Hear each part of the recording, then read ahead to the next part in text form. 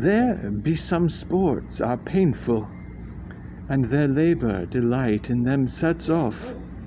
Some kinds of baseness are nobly undergone, and most poor matters point to rich ends. This, my mean task, would be as heavy to me as odious, but the mistress which I serve quickens what dead and makes my labour's pleasures.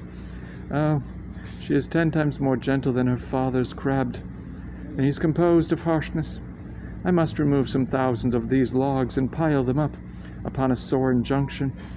My sweet mistress weeps when she sees me work, and says such baseness had never like executor. I forget, but these sweet thoughts do even refresh my labours most busiest when I do it. Alas, now pray you work so hard, I would the lighting had burnt up those logs that you are enjoined to pile. Pray set it down and rest you. When this burns, weep for having wearied you, my father's hardest study. Pray now rest yourself.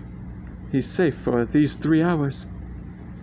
Oh, most dear mistress, the sun will set before I shall discharge what I must strive to do. If you'll sit down, I'll bear your logs the while. Pray give me that. I'll carry it to the pile. No, precious creature, I'd rather crack my sinews, break my back, than you should such dishonour undergo while I sit lazy by. It would become me as well as it does you, and I should do it with much more ease, for my good will is to it, and yours it is against. Poor worm, thou art infected, this visitation shows it. You look wearily. No, noble mistress, 'tis fresh morning with me. When you are by at night, I do beseech you, chiefly that I might set it in my prayers.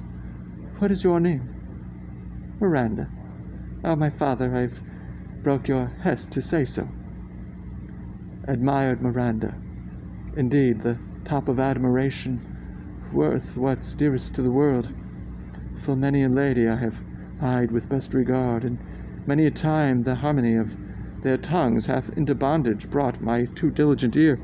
For several virtues have I liked several women, never any with so full soul, but some defect in her did quarrel with the noblest grace she owed, and put it to the foil. But you, oh you, so perfect and so peerless, and created of every creature's best. I do not know. One of my sex, no woman's face remember, save from my glass, mine own. Nor have I seen more that I may call men than you, good friend. And my dear father,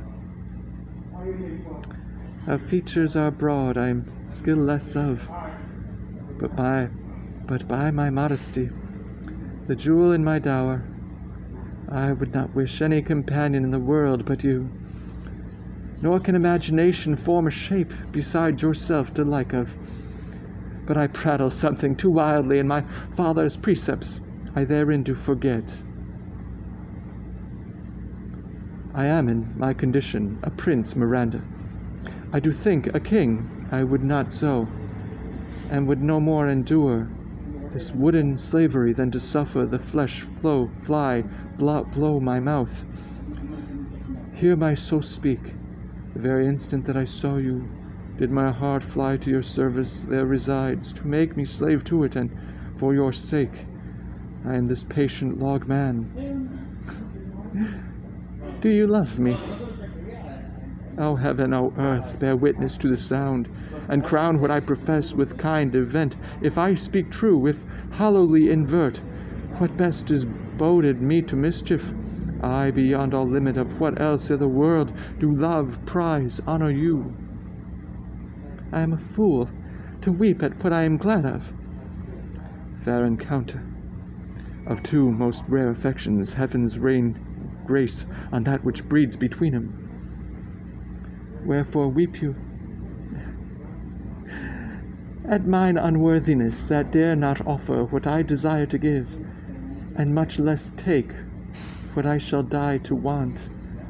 But this is trifling, and all the more it seeks to hide itself, the bigger bulk it shows, hence bashful cunning, and prompt me plain and holy innocence. I am your wife, if you will marry me. If not, I'll die your maid. To be your fellow, you may deny me, but I'll be your servant, whether you will or no. My mistress dearest, and I thus humble ever. My husband then, I, with a heart as willing as bondage air of freedom, here's my hand. And mine, with my heart in it, and now farewell till half an hour hence. 1,000,000. So glad of this as they I cannot be, who are surprised withal, but my rejoicing at nothing can be more. I'll to my book, for yet ere supper time must I perform much business appertaining.